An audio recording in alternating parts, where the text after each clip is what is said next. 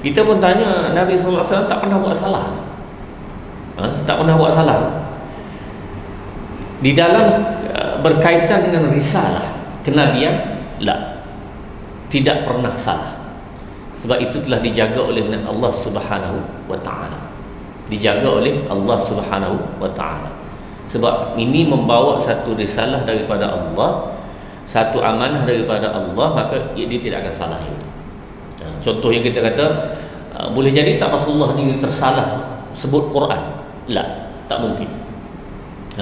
Kenapa? Inna nahnu nazzalna dzikra wa inna lahu lahafizun.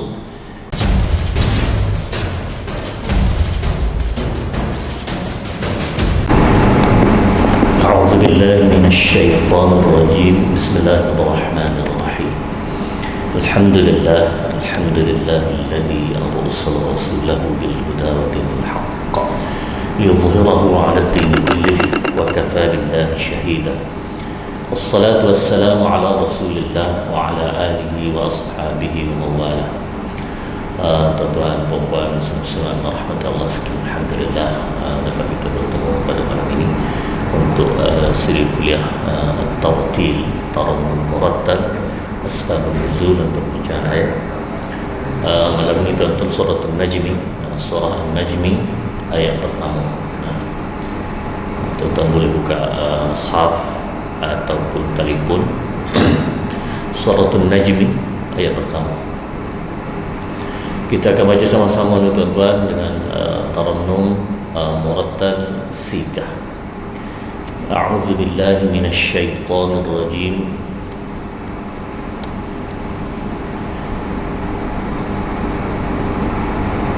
Bismillahirrahmanirrahim.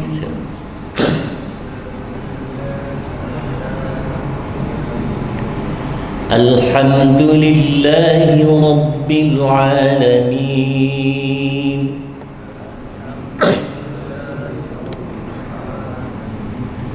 Ar-Rahmanir Rahim.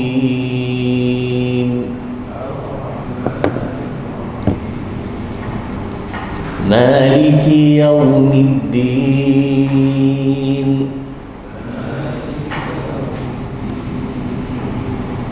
Iyyaka na'budu wa iyyaka nasta'in.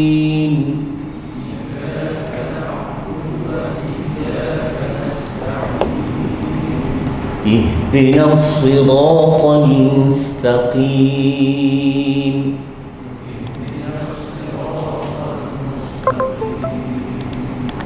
صراط الذين أنعمت عليهم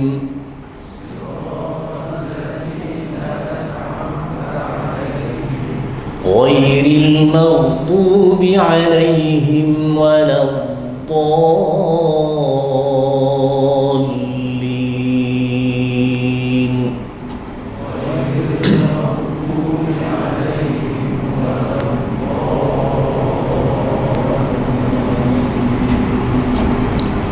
بسم الله الرحمن الرحيم.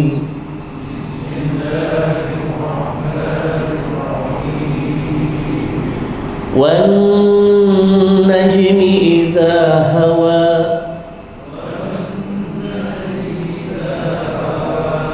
ما ضل صاحبكم وما غوى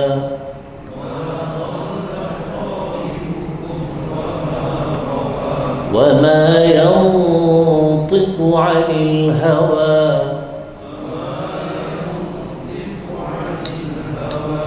إن هو إلا وحي يوحى.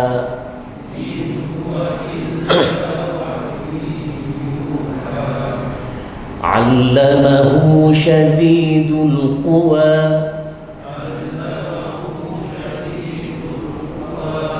ذو مرة فاستوى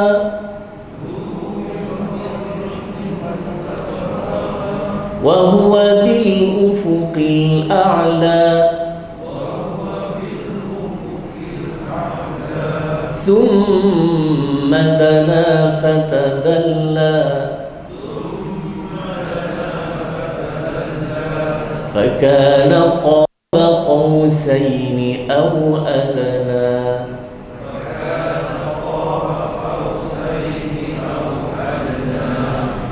فأوحى إلى عبده ما أوحى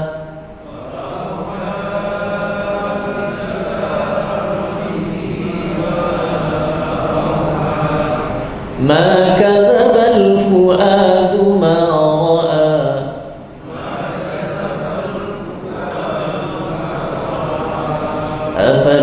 أفتمارونه على ما يرى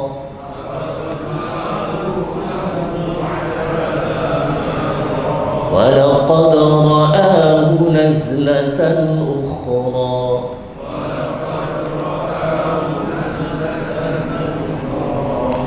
عند سدرة المنتهى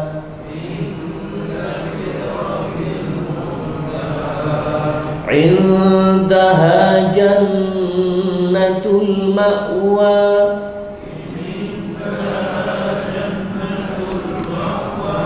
إذ يغشى السدرة ما يغشى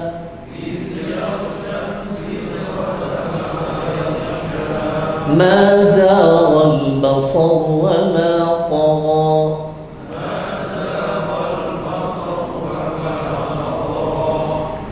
لقد رأى من آيات ربه الكبرى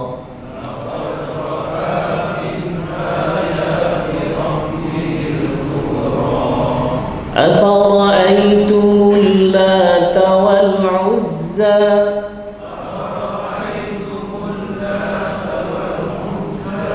ومناة الثالثة الأخرى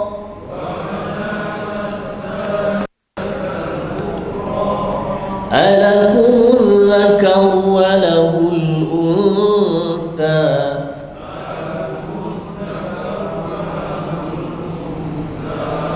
تلك إذا قسمة ضيزى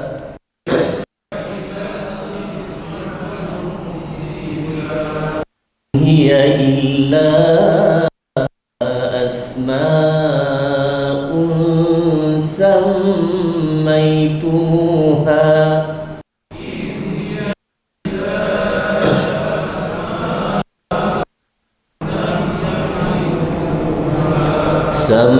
سميتموها أنتم وآباؤكم ما أنزل الله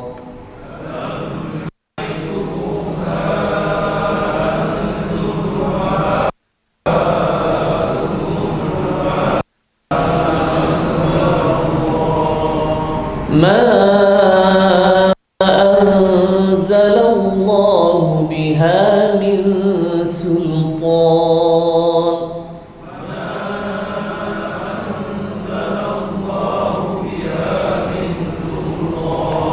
إن يتبعون إلا الظن وما تهوى الأنفس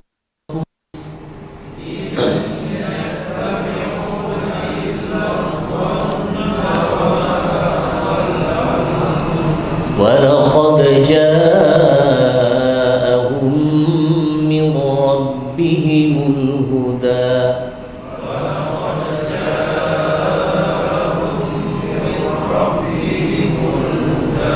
أم للإنسان ما تمنى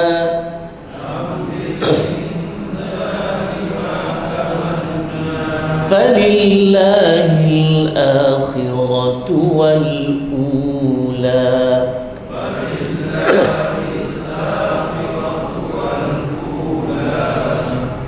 Sadaqallah. Situ tuan kemudian kita tengok sejak tajuk ringkas pada ayat nombor 22 ayat nombor 22. Tilka idzan qismatun dhiza. Cuba.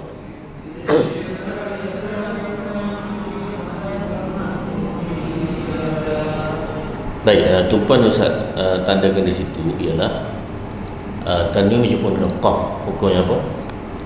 Ini ikhfa, tanwin berjumpa dengan qaf. Kemudian tanwin pula ini berjumpa dengan dad. Nah, juga ikhfa hakiki. Cuma dalam kaedah ikhfa hakiki yang biasa kita buat itu, dalam huruf-huruf ikhfa hakiki ini ada huruf-huruf yang tebal. Ada huruf yang tebal. Misalnya sa, dha, ta, dha, qa. Ini huruf tebal. Maka semasa buat ni dengung tebal dah. Dengung tu sudah tebal. Idzan qismah. Cuba. Ada orang buat idzan, itu dia macam kecil-kecil dah. Idzan qi. Nah, cuba tu. Okey, satu. Qismatun dhiza.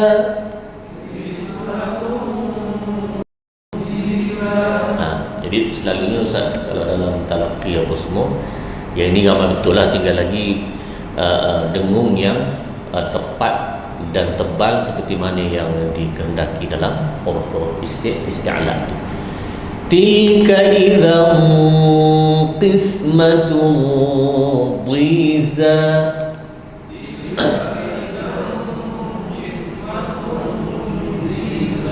Baik. Kemudian ringkas tuan-tuan, kita tengok pada ayat. Baik, 4 ayat awal tuan-tuan, Ustaz tandakan itu. Dalam bacaan yang kita baca tadi ramai-ramai namanya Hafs daripada Asim. Nah, Hafs daripada Asim. Yang ini kita nak baca 4 ayat ini dengan bacaan Imam Kisai. Imam Kisai ini Abul Harith daripada Kisai. Abul Harith.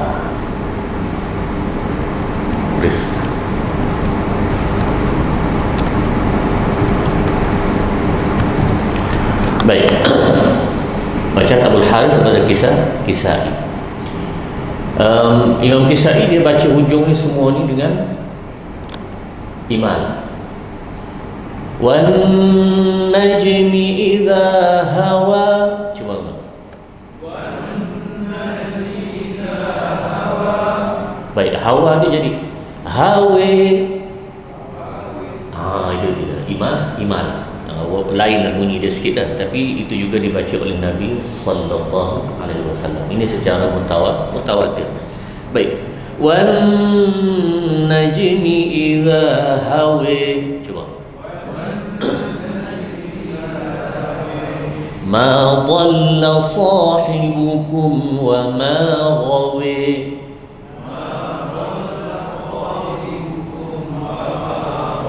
Wa ma yantiqu 'anil hawa.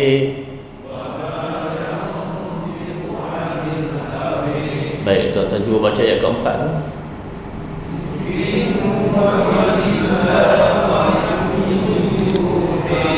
Betul. Maksudnya apa? Maknanya dalam qiraat ini tempat-tempat tertentu tu kita boleh agak lah. Cuma agak sahaja tidak memadai. Tinggal lagi kena mempelajari yang lebih mendalam lah. Ustaz cakap ni untuk kita sama-sama memahami. Di sana ada satu bacaan lain yang juga dibaca oleh Nabi sallallahu alaihi wasallam. Maknanya ini dibaca oleh Nabi juga. Bacaan kita biasa tu juga dibaca oleh Nabi sallallahu alaihi wasallam. Mari mana semua itu tuan-tuan? Marinya daripada Allah Subhanahu wa taala. Rasulullah sendiri minta. Falam azal astaziduhu. Dalam hadis sahih Bukhari, aku sentiasa minta Allah tambah. Lepas turun satu cara, tambah lagi ya Allah, tambah satu. Turun lagi, tambah lagi. Itulah satu sehinggalah unzil Al-Quran ala sab'ati ahruf.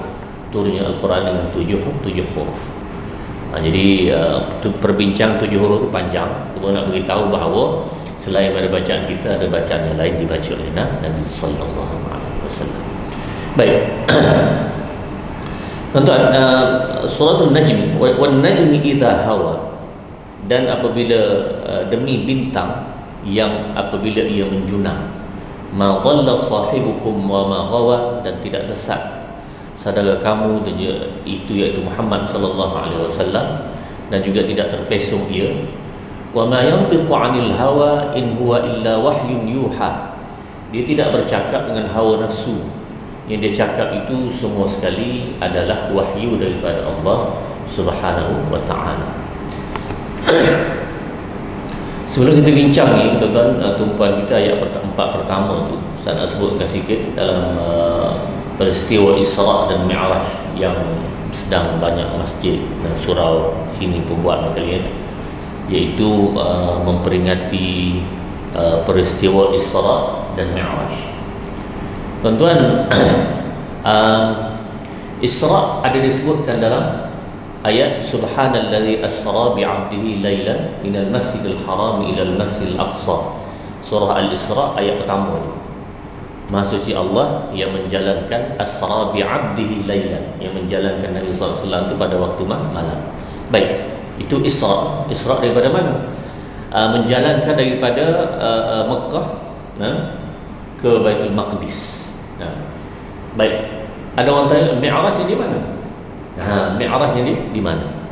Maka ulama cenderung mengatakan ayat inilah yang menceritakan tentang Mi'raj.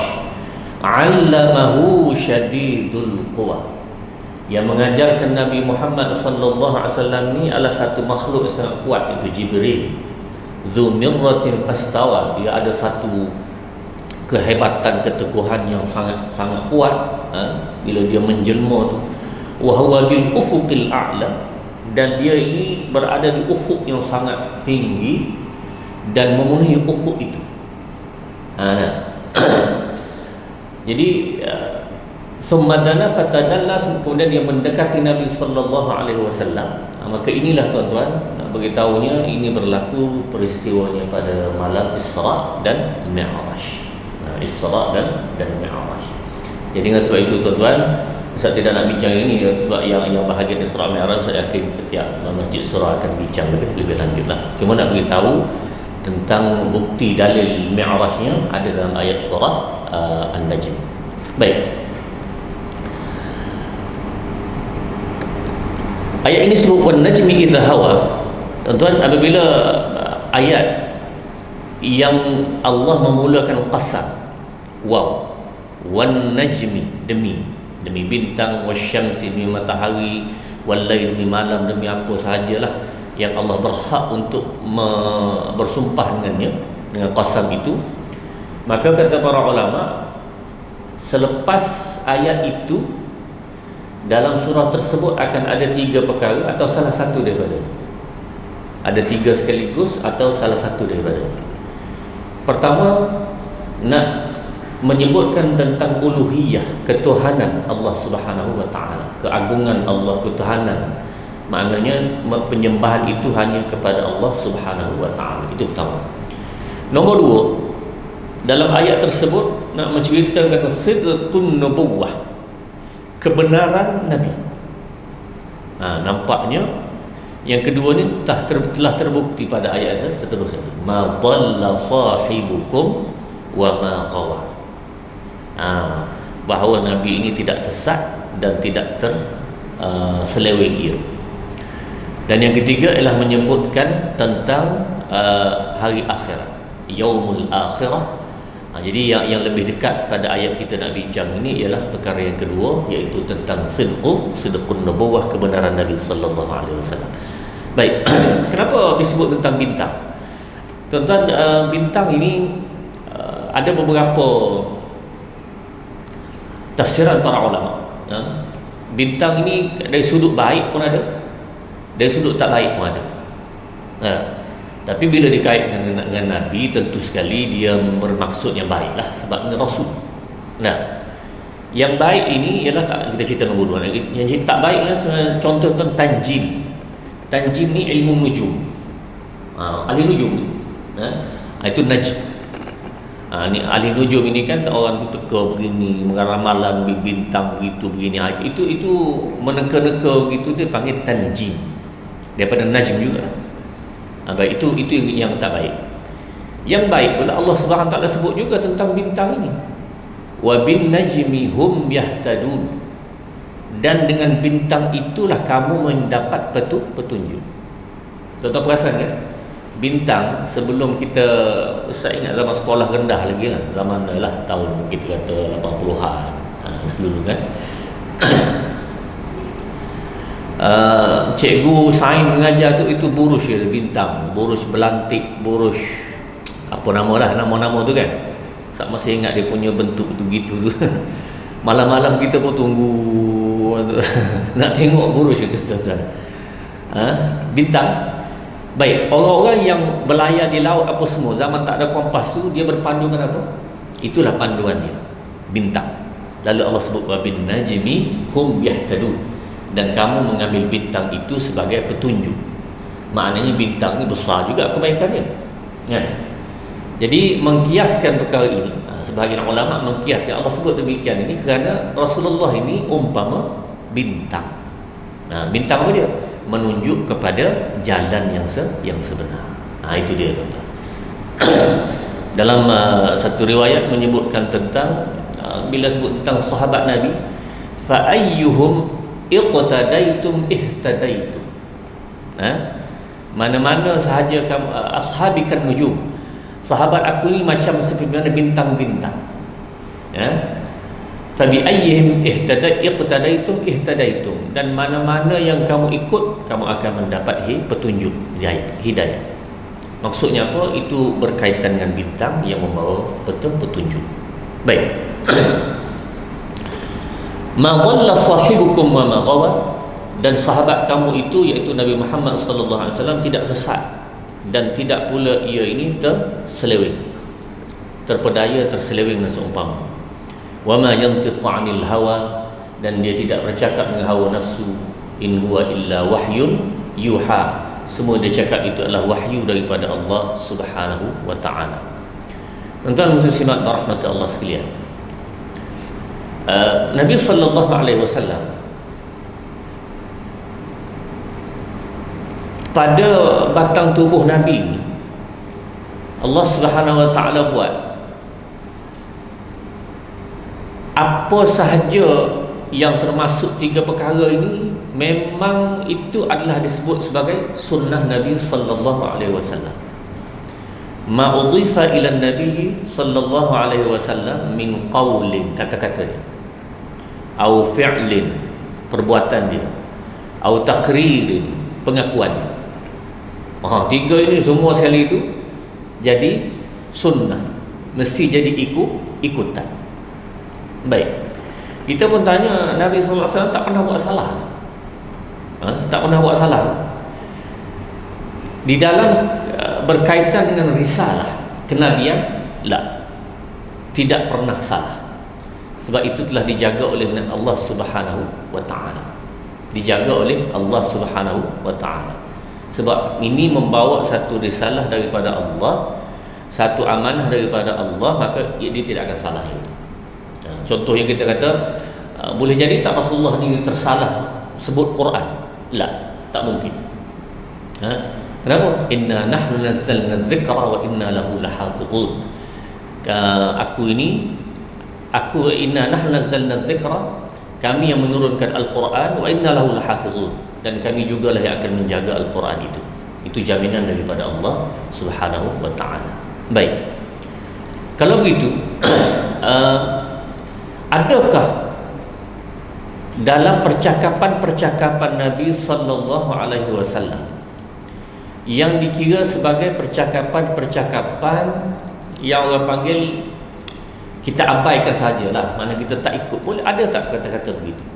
Baik tuan-tuan, dalam masalah ini para ulama membincangkan bahawa di dalam tindakan-tindakan Nabi sallallahu alaihi wasallam ada perkara yang bersifat ijtihadiyah. Ini jumhur ulama. Majoriti ulama kata ada ijtihad Nabi sallallahu alaihi wasallam. Ada ijtihad. Ijtihad ni kita biasa dengar ijtihadnya ulama, makna usaha ikhtiar, memerah fikiran, memerah usaha untuk menghasilkan satu hukum. Nabi ada gitu juga. Ulama kata, jumhur kata ya, ada. Majoriti kata ya. Macam mana pula sedangkan ada wahyu? Ada. Tuan-tuan, dalam satu-satu kes, kalau berlaku keadaan tertentu yang mana Rasulullah menunggu-nunggu, tidak ada wahyu, tidak ada wahyu, maka Rasulullah memahami Allah Subhanahu wa ta'ala telah memberi dia pilihan untuk melakukan sesuatu perkara atau tidak semasa tidak ada wahyu. Kalau pilihannya itu tak berapa tepat, maka Allah akan turunkan ayat memperbetulkan. Contoh, tuan-tuan, dalam surah Abasa wa Tawalla. Abasa wa tawalla an ja'ahul a'ma wa ma yudrika la'allahu yazzakka. Kisahnya ialah seorang buta namanya Abdullah bin Ummi Maktum. Abdullah bin Ummi Maktum. Abdullah bin Maktum ini masa itu di Mekah. Dia telah Islam, datang jumpa Nabi sallallahu alaihi wasallam. Bila datang jumpa Nabi, dia tanya, "Ya Rasulullah," dia buta. Masa tu pula Rasulullah sedang melayan beberapa pembesar Quraisy. Jadi Rasulullah bila duduk tengah cakap dengan pembesar Quraisy, tiba-tiba Abdullah Maktum datang tanya, "Ya Rasulullah, aku nak tanya gini. Dia buta, nak macam mana kan?" Maka berubah muka Nabi, abasa wa tawalla. Rasulullah berpaling, tak layan kepada Abdullah Ummi Maktum. Jadi tuan-tuan, turunlah ayat menegur Nabi sallallahu alaihi wasallam, anja'ahul a'ma, datang seorang buta kepada kamu, wa ma yudrika la'allahu yazzakka, kamu tak tahu siapa lebih baik. Maksudnya yang buta itu lebih baik daripada orang-orang musyrikin Mekah tadi, yang kamu rasa yurja islamuhu, yang kamu harap-harap dia masuk Islam, tapi belum tentu, dan memang tak masuk Islam pun, belum tentu masuk Islam, cuma diharapkan sahaja. Maka yang kena layan sepatutnya adalah layan Abdullah bin Ummi Maktum, kerana dia telah Islam. Baik, tuan-tuan. Jadi kita kata, kenapa Rasulullah SAW buat begitu? Kerana pertama sekali tidak ada wahyu pada mula. Pada awal tidak ada wahyu. Maka pada pandangan Nabi SAW, yang ni telah Islam. Abdullah Maktum telah Islam. Bila telah Islam, tak apalah, tunggulah kejap. Yang ni belum Islam. Malahan yang ni kalau Islam lebih ramai, sebab dia ketua-ketua, lebih ramai pengikutnya akan memeluk Islam. Ini lebih baik. Itu pandangan Nabi sallallahu alaihi wasallam. Ini panggil ijtihad. Tapi bila tak berapa tepat, maka Allah Subhanahu wa taala turunkan ayat membetulkan Nabi sallallahu alaihi wasallam. Tuan-tuan, itu dipanggil ijtihad. Tapi semua perkara peristiwa berlaku itu masih dalam ruang lingkup wahyu. Ini ni, wa ma yantiqu 'anil hawa in huwa illa wahyun yuha. Makna peristiwa itu masih dalam ruang lingkup wahyu. Kalau tak salah, jalan. Ada. Baik, kemudian tuan-tuan, contoh yang lain, kita pernah bincang tuan-tuan tentang isu Rasulullah minum madu, kan? Surah At-Tahrim, ya ayyuhan nabiyyu lima tuharrimu ma ahallallahu laka tabtaghi mardata azwajik. Wahai Nabi, kenapa kamu mengharamkan apa yang Allah halalkan kepada kamu?